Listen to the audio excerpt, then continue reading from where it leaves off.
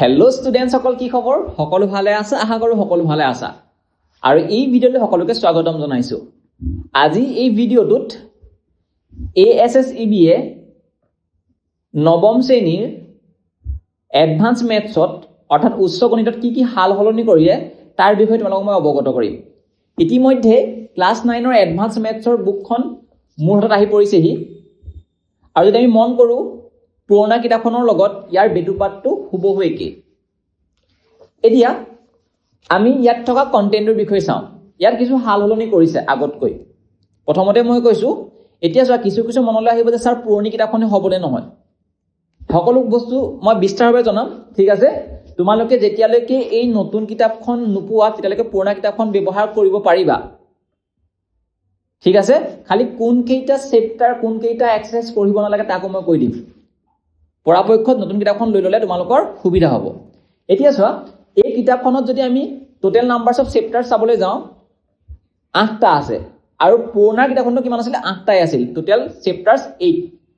এতিয়াও কোনো সাল সলনি হোৱা নাই পাঠৰ সংখ্যা। এতিয়া তেন্তে কি সলনি কৰিছে চোৱা, আমাৰ নতুন কিতাপখনত নতুন চেপ্টাৰটোৰ নাম হৈছে, প্ৰথম চেপ্টাৰটোৰ নাম হৈছে কি জানানে? Numbers with different basis. কিন্তু পুৰণা কিতাপখনৰ কি নাম আছিল জানানে? চিষ্টেম অফ নিউমাৰেশ্যন বুলি আছিল। তাৰ মানে কিছুমান মডিফিকেশ্যন হৈছে প্ৰথম লেচনটোত। পুৰণা কিতাপখনত প্ৰথম চেপ্টাৰটো কি আছিল? ফাৰ্ষ্ট এক্সাৰচাইজ 1.1 আৰু 1.2 আছিল ৰোমান সংখ্যাৰ বিষয়ে, ৰোমান নিউমাৰেলছৰ বিষয়ে আছিল। তাৰ নিয়মবোৰ, তাক কেনেকৈ এপ্লাই কৰে তাৰ বিষয়ে আছিল। কিন্তু এই নতুন কিতাপখনত তোমালোকক সেই ৰোমান নিউমাৰেলছবোৰ আঁতৰাই দিছে। ইয়াত আমাৰ ডিফাৰেণ্ট বেচিছ, বেলেগ বেলেগ ভিন্ন ভিন্ন ভূমিৰ সৈতে কেনেকৈ সংখ্যাবোৰ লিখিব পাৰি সেই বিষয়েহে ইয়াত আৰম্ভণিৰ পৰা কোৱা হৈছে। তাৰ মানে প্ৰথম পুৰণা কিতাপখনত 1.1 আৰু 1.2 এক্সাৰচাইজকেইটা আঁতৰাই পিনি এই নতুন কিতাপখন আৰম্ভণি কৰিছে ডিফাৰেণ্ট বেচিছৰ পৰা। তাৰ মানে প্ৰথম এক্সাৰচাইজটো আগতকৈ সৰু হ'ল। বুজি পাইছা? নেক্সট আহি গ'ল ছেটছ, 2 নম্বৰ চেপ্টাৰটো। আমি যদি ভালদৰে মন কৰোঁ, পুৰণা কিতাপখনত ছেটছ আৰম্ভ হৈছিল ট্ৰুথ ভেলুখিনিৰ পৰা, ষ্টেটমেণ্টৰ যিবোৰ ট্ৰুথ ভেলু আছিল তাৰ পৰা আৰম্ভ হৈছিল। কিন্তু এই নতুন কিতাপখনত সেই ট্ৰুথ ভেলুবোৰ কি কৰিছে? আঁতৰাই দিছে। ইয়াত কোনো ট্ৰুথ ভেলুৰ বিষয়ে নতুন কিতাপত নাই। তাৰমানে পুৰণা কিতাপখনত 2.1 এক্সাৰচাইজত যিকেইটা কুৱেশ্যন আছিল সেই এক্সাৰচাইজটো আঁতৰাই পিনি এই নতুন কিতাপখন তোমালোকক প্ৰভাইড কৰিছে। বাকী সকলো একেই আছে। তাৰমানে কি দেখিলা তোমালোকে? 2 নম্বৰ লেচনটোতো অকণমান আগতকৈ চিলেবাছ কমিছে, হয় নহয়? এতিয়া ইম্পৰ্টেঞ্চ হোৱা চেপ্টাৰ নম্বৰ 3। তোমালোকে যদি ভালদৰে মন কৰা, পুৰণা কিতাপখনত চেপ্টাৰ নম্বৰ 3 আছিল লগাৰিথম। কিন্তু নতুন কিতাপখনত তোমালোকৰ কি হৈছে? চেপ্টাৰ নম্বৰ যিটো 3 হ'ব সেইটো আছে ৰেচিঅ' এণ্ড প্ৰপৰ্চন। তাৰ মানে এটা নতুন চেপ্টাৰ এই কিতাপখনত এড কৰিছে। আৰু মই অত্যন্ত সুখী যে এই চেপ্টাৰটো তোমালোকে পঢ়িবলৈ পাবা ক্লাছ 9ত। কিয় জানানে? এই ৰেচিঅ' আৰু প্ৰপৰ্চন এই চেপ্টাৰটো কম্পিটিটিভ এক্সামৰ কাৰণে, তোমালোকে যেতিয়া পৰীক্ষাত চাকৰিৰ কাৰণে এপ্লাই কৰিবা, যেতিয়া এটা পৰীক্ষাত কম্পিটিটিভ এক্সাম তোমালোকে পৰীক্ষাত বহিবাগৈ, তেতিয়া এই চেপ্টাৰটোৰ পৰা বহুত বেছি কুৱেশ্যন অহা দেখা যায়। সেইকাৰণে মই বহুত বেছি সুখী এই চেপ্টাৰটো এড কৰাৰ কাৰণে। বুজি পাইছা? আৰু বহুত বেছি তোমালোকে সহজ পাবা, ঠিক আছে? তাৰমানে চেপ্টাৰ নাম্বাৰ সেইটো কমপ্লিট নিউ চেপ্টাৰ হৈছে ৰেচিঅ' এণ্ড প্ৰপৰ্চন, পুৰণা কিতাপত নাছিল। অ'কে, চেপ্টাৰ নম্বৰ 4 পুৰণাখনত কি আছিল? এতিয়া কথাটো হৈছে যে আমাৰ 3 নম্বৰ চেপ্টাৰটো নতুনকৈ এড কৰিলে ৰেচিঅ' এণ্ড প্ৰপৰ্চন। কাৰ জেগাত কৰিলে?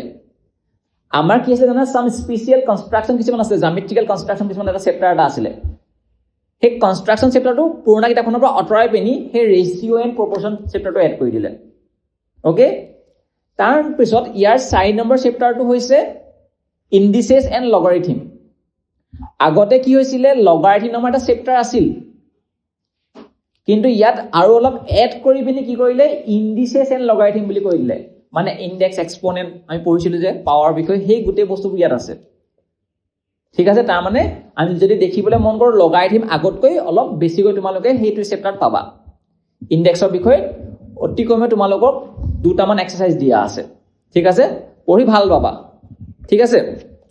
এতিয়া নেক্সট চেপ্টাৰটো হৈ গ'ল special product and factorisations, lesson number 5। Okay, ইয়াত কি হৈছে?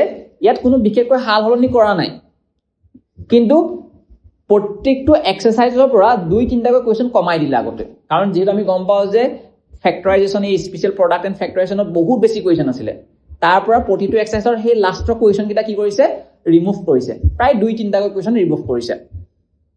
অ'কে, নেক্সট চেপ্টাৰটো হৈ গ'ল চেপ্টাৰ নম্বৰ 6টো হৈছে ইনইকুৱেলিটি, অসমীকা। পুৰণা কিতাপতো আছিল, খালি নতুন কিতাপত কি কৰিলে জানানে, ইয়াত কি কৰিলে, যিটো এটা এক্সাৰচাইজ মাজতে আছিল মডুলাছ ব্যৱহাৰ কৰা, এনেকৈ পঢ়িলে গম পাবা, ঠিক আছে, সেই মডুলাছৰ যিটো কনচেপ্ট আছিলে সেই কনচেপ্টটো আঁতৰাই দিলে নতুন কিতাপখনত।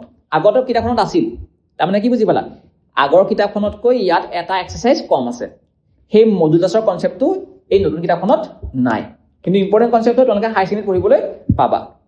অ'কে, নেক্সট চেপ্টাৰ হৈছে তোমালোকৰ chapter number 7, sequence and series. Sequence আৰু ছিৰিজত কোনো সাল সলনি দেখা নাই ইয়াত, ঠিক আছে, ইয়াত প্ৰায় একেবোৰ কুৱেশ্যনেই আছে, সমান এক্সাৰচাইজে আছে। নেক্সট হৈ গ'ল প্লেন জামিট্ৰি। পুৰণা কিতাপতো প্লেন জামিট্ৰি আছিল, 7 নম্বৰ চেপ্টাৰত আছিল, কিন্তু এতিয়া কি হ'লে আহিলে 8 নম্বৰ চেপ্টাৰলৈ আহিলে। সেই প্লেন জামিট্ৰিটো নতুন বেলেগ একো হোৱা নাই, আগৰ কুৱেশ্যনবোৰ আছিলেই, আগত টোটেল কুৱেশ্যনছ মে বি 14 মান আছিল চাগৈ, মই পাহৰিছোঁ, কিন্তু এতিয়া সেই কুৱেশ্যনৰ সংখ্যা 20 হ'লগৈ, তাৰমানে 6টামান কুৱেশ্যন সংখ্যা বাঢ়িলে। এতিয়া অভাৰঅল ক'বলৈ গ'লে কি হ'ব চোৱা, গোটেই বস্তুটো মই কৈ দিছোঁ, তোমালোকৰ চেপ্টাৰ নতুনকৈ এটা এড হৈছে ৰেচিঅ'ৰ প্ৰপৰ্চন, আৰু পুৰণা কিতাপৰ পৰা এটা আঁতৰিছে কোনটো, জামেট্ৰিকেল কনষ্ট্ৰাকশ্যনখিনি। তাৰমানে সেইফালৰ পৰা যদি মই কম্পেয়াৰ কৰিবলৈ যাওঁ, আগতে জামেট্ৰিকেল কনষ্ট্ৰাকশ্যনটোত অকল মাত্ৰ এটা আছিলে এক্সাৰচাইজ, কিন্তু ৰেচিঅ' আৰু প্ৰপৰ্চনত কেইবাটাও আছে এক্সাৰচাইজ, মানে অংকৰ সংখ্যা বাঢ়িব। তোমালোকে যদি ভালদৰে মন কৰা চেপ্টাৰ 1 আৰু চেপ্টাৰ 2ৰ পৰা কি হৈছে, এক্সাৰচাইজবোৰ অলপ কমিছে নহয়, দুটা এটাকৈ এক্সাৰচাইজ, সেইফালৰ পৰা বেলেঞ্চ হৈ গৈছে। তাৰমানে কিতাপখনৰ যদি মই ভলিউমটোৰ ওপৰত কথা ক'বলৈ যাওঁ, আগতকৈ মাত্ৰ 2টা পেজে কমিছে। আগতে 241 পেজ আছিলে, এতিয়া 239 পেজ হৈছে। তাৰমানে ভলিউমটো একে, চাইজো একে দেখিবা, বেটুপাটো একে দেখিবা, ঠিক আছে, মাত্ৰ অংকবোৰ কৰি ভাল পাব। ৰেচিঅ' আৰু প্ৰপৰ্চন এড কৰাৰ লগে লগে তোমালোকৰ ইণ্টাৰেষ্টটো বাঢ়িব। এনেও লগাৰিথম আমি যিবোৰ এপ্লাই কৰি থাকোঁ, এপ্লাইড মেথমেটিক্সবোৰ কৰিবলৈ তোমালোকক ভাল পোৱা হয় নে, কিছুমান পিয়'ৰ মেথছ হ'লে তোমালোকৰ অকণমান অসুবিধা হয়। সেইকাৰণে কৈছোঁ এই কিতাপখন কৰি ভাল পাবা, খালি অকণমান লেণ্ডি হয়। লেণ্ডি বুলি কেলৈ কৈছোঁ, কাৰণ ক্লাছ 10ৰ চিলেবাছটো অকণমান ডাঙৰ হয়, সেইকাৰণে প্ৰথমৰ পৰাই সকলোৱে ভালদৰে পুংখানুপুংখভাৱে শিকি যোৱা, আৰু মই তোমালোকক অনলাইন যোগেদি এই কিতাপখনৰ যিমান পাৰোঁ সহায় কৰিম। মই আশা কৰিছোঁ যে এই যিটো নতুন চেপ্টাৰ এড কৰিলে এই কিতাপখনত, মই প্ৰথমতে সেই চেপ্টাৰটোৰ পৰা আৰম্ভ কৰিম, ঠিক আছে। Thank you, bye bye, take care.